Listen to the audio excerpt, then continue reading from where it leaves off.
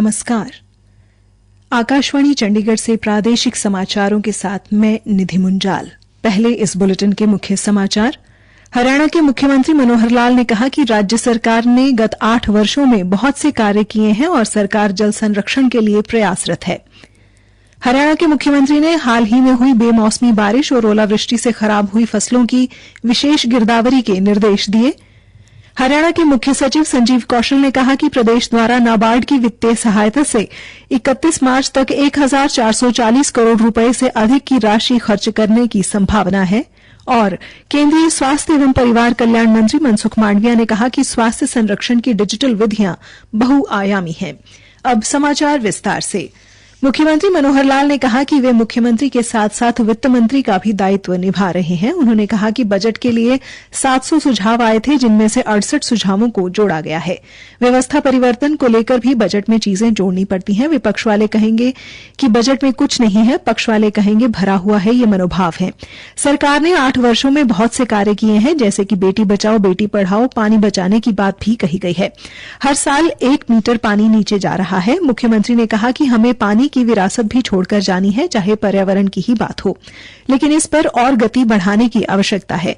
प्राकृतिक खेती को भी बढ़ावा दे रहे हैं, इन सब पर भी काम किया जा रहा है। उन्होंने कहा कि SYL के झगड़े में बहुत सालों से लड़ाई लड़ रहे हैं, बजट के अंदर इन सब बातों का ध्यान रखा गया है। हरियाणा के मुख्यमंत्री मनोहर लाल ने हरियाणा विधानसभा में चल रहे बजट सत्र के दौरान आज घोषणा की कि हाल ही में हुई बेमौसमी बारिश और ओलावृष्टि के कारण खराब हुई फसलों की विशेष गिरदावरी करवाई जाएगी। श्री मनोहर लाल ने किसानों से आग्रह किया कि वे अपनी फसल के नुकसान की जानकारी ई-फसल पोर्टल क्षतिपूर्ति पोर्टल पर तय समय यानी 72 घंटों में दर्ज करना सुनिश्चित करें, ताकि खराब हुई फसलों का समय पर मुआवजा उन्हें दिया जा सके। उन्होंने कहा कि हरियाणा सरकार अपने किसान भाइयों के साथ कंधे से कंधा मिलाकर खड़ी है। किसानों के हितों की रक्षा और उनका कल्याण सुनिश्चित करना हमारी सरकार की सर्वोच्च प्राथमिकता है। इसलिए किसान भाई भी पोर्टल पर अपनी फसल क्षति की जानकारी जल्द से जल्द अपलोड करें, ताकि उचित सत्यापन के बाद उन्हें मुआवजे का भुगतान किया जा सके। हरियाणा के मुख्यमंत्री मनोहर लाल ने कहा कि राज्य सरकार ने ग्रुप A, B, C और D से संबंधित अधिकारियों व कर्मचारियों की सेवा शर्तों को शासित करने के लिए विभिन्न नियम बनाए हैं और सिविल सेवाओं में सुधार के लिए समय समय पर कई निर्देश भी जारी किए हैं। मुख्यमंत्री आज हरियाणा विधानसभा के बजट सत्र में प्रश्नकाल के दौरान सिविल सेवाओं में सुधार से संबंधित लाए गए प्रश्न का जवाब दे रहे थे। उन्होंने कहा कि आज कुल 166 IAS अधिकारी राज्य में सेवारत हैं और 237 HCS अधिकारी भी राज्य में सेवा दे रहे हैं। इसके अलावा हरियाणा लोक सेवा आयोग ने रजिस्टर B में नियुक्ति के लिए 48 उम्मीदवारों की सिफारिश की है और इन 48 उम्मीदवारों की नियुक्ति प्रक्रियाधीन है। हरियाणा के राज्यपाल बंडारू दत्तात्रेय ने कहा कि विद्यार्थी जीवन में लक्ष्य केवल ज्ञान प्राप्ति होना चाहिए। उन्होंने गुरुग्राम में नॉर्थ कैंप विश्वविद्यालय में आयोजित छात्रवृत्ति वितरण समारोह को मुख्य अतिथि के तौर पर संबोधित करते हुए ये बात कही। इससे पहले उन्होंने विश्वविद्यालय के 135 विद्यार्थियों को छात्रवृत्ति प्रदान की। राज्यपाल ने विद्यार्थियों को अपने लक्ष्य की प्राप्ति के लिए प्रेरित करते हुए कहा कि जीवन में आने वाली कठिनाइयों से कभी विचलित नहीं होना चाहिए। उन्होंने कहा कि बाबा साहेब डॉ भीमराव अम्बेडकर, पूर्व राष्ट्रपति APJ कलाम, राष्ट्रपिता महात्मा गांधी, नेताजी सुभाष चंद्र बोस व स्वामी विवेकानंद के व्यक्तित्व के बारे में जानने से जीवन में आगे बढ़ने की सीख मिलती है। उन्होंने छात्रवृत्ति प्राप्त करने वाले विद्यार्थियों में बेटियों की संख्या अधिक होने पर प्रसन्नता भी जाहिर की और सभी विद्यार्थियों के उज्जवल भविष्य के लिए शुभकामनाएं दी। प्रादेशिक समाचार आकाशवाणी चंडीगढ़ से प्रसारित किए जा रहे हैं। हमारे राष्ट्रीय बुलेटिनों और ताजा समाचारों के लिए आप हमारी वेबसाइट newsonair.nic.in पर लॉग कर सकते हैं। हरियाणा के मुख्य सचिव संजीव कौशल ने राष्ट्रीय कृषि एवं ग्रामीण विकास बैंक नाबार्ड द्वारा राज्य में ग्रामीण अवसंरचना विकास निधि यानी कि RIDF तथा अन्य योजनाओं के तहत स्वीकृत ग्रामीण अवसंरचना परियोजनाओं की समीक्षा के लिए गठित उच्चाधिकार प्राप्त समिति की बैठक की अध्यक्षता की। प्रशासनिक विभागों के प्रधान सचिव, सचिव तथा विभिन्न विभागों के विभागाध्यक्ष बैठक में शामिल हुए। हरियाणा सरकार द्वारा वित्त वर्ष 2022-23 के दौरान कृषि क्षेत्र, सामाजिक क्षेत्र व ग्रामीण कनेक्टिविटी के विभिन्न विकास परियोजनाओं के लिए नाबार्ड की वित्तीय सहायता से 31 मार्च तक 1440 करोड़ रुपए से अधिक की राशि खर्च किए जाने की संभावना है। श्री कौशल ने हरियाणा राज्य कृषि विपणन बोर्ड को पिंजौर में सेब, फल और सब्जी मंडी के विकास कार्य में तेजी लाने और उसे जल्द पूरा करने के निर्देश दिए। उन्होंने अधिकारियों को निर्देश दिए कि वे हर पखवाड़े निगरानी कर रिपोर्ट मुख्य सचिव कार्यालय को प्रस्तुत करें। उन्होंने अधिकारियों को राज्य की सूक्ष्म सिंचाई परियोजनाओं को भी जल्द से जल्द पूरा करने के निर्देश दिए।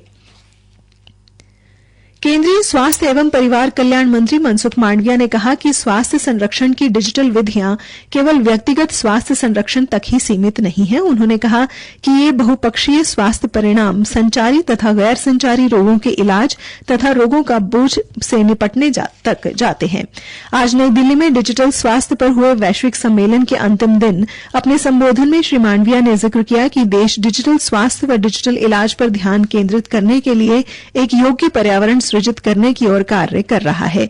मंत्री ने प्रभावशाली स्वास्थ्य सेवाएं प्रदान करने के लिए डिजिटल स्वास्थ्य प्रणालियों का लाभ उठाने की ओर देश द्वारा किए गए बड़े प्रयासों को उजागर किया। विश्व वानिकी व विश्व जल दिवस का आयोजन पंचकुला के स्थित इंद्रधनुष ऑडिटोरियम में किया गया, जिसमें जिले भर के राजकीय विद्यालयों के शिक्षकों ने भाग लिया। कार्यशाला के मुख्य वक्ता वन विभाग के सचिव डॉक्टर टीपी सिंह ने बताया कि अंतर्राष्ट्रीय वानिकी दिवस पर संयुक्त राष्ट्र संघ ने इस वर्ष विषय वन और स्वास्थ्य दिया है। इस विषय को लेकर हरियाणा शहरी विकास प्राधिकरण द्वारा कार्यशाला का आयोजन किया गया। विश्व का 1/3 तथा भारत का 1/4 क्षेत्र वन क्षेत्र है। रिजर्व बैंक लोकपाल कार्यालय चंडीगढ़ द्वारा चंडीगढ़ में एक अंतर कॉलेज प्रश्नोत्तरी का आयोजन किया गया, जिसमें 10 कॉलेजों की टीमों ने भाग लिया। इसके अलावा विभिन्न कॉलेजों के लगभग 250 विद्यार्थियों एवं संकाय सदस्यों ने दर्शकों के रूप में कार्यक्रम में भाग लिया। इस कार्यक्रम का आयोजन G20 के तत्वावधान व 15 मार्च को मनाए गए विश्व उपभोक्ता अधिकार दिवस के अवसर पर किया गया। कार्यक्रम में अपने संबोधन में रिजर्व बैंक लोकपाल राजीव द्विवेदी चंडीगढ़ ने प्रतिभागियों को बधाई दी तथा दर्शकों एवं कॉलेजों को धन्यवाद दिया। हरियाणा विद्यालय शिक्षा बोर्ड अध्यक्ष डॉक्टर वीपी यादव ने बताया कि शैक्षिक सत्र 2023-24 के लिए कक्षा 9वीं से 12वीं के पाठ्यक्रम में गुणात्मक सुधार हेतु बोर्ड परिसर में द्वितीय चरण की बैठक का आयोजन किया गया। बैठक में अध्यापकों द्वारा कक्षा में विद्यार्थियों के लिए पाठन पाठन विधि को और अधिक सरल व आत्मसात बनाने पर मंथन किया गया।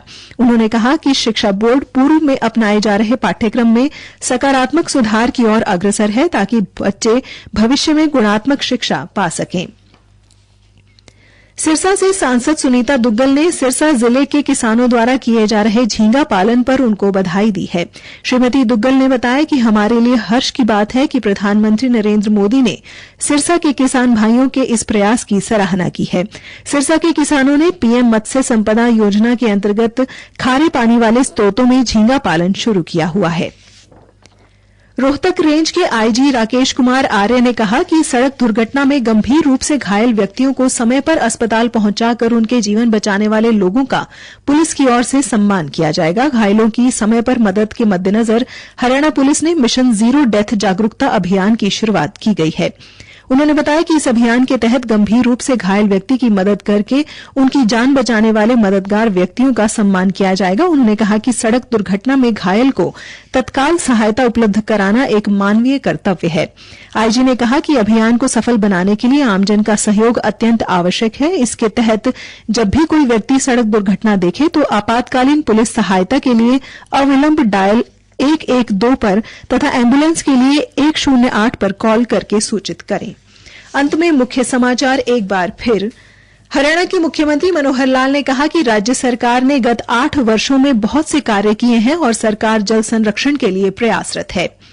हरियाणा के मुख्यमंत्री ने हाल ही में हुई बेमौसमी बारिश और ओलावृष्टि से खराब हुई फसलों की विशेष गिरदावरी के निर्देश दिए और हरियाणा के मुख्य सचिव संजीव कौशल ने कहा कि प्रदेश द्वारा नाबार्ड की वित्तीय सहायता से 31 मार्च तक 1440 करोड़ रुपए से अधिक राशि खर्च करने की संभावना है।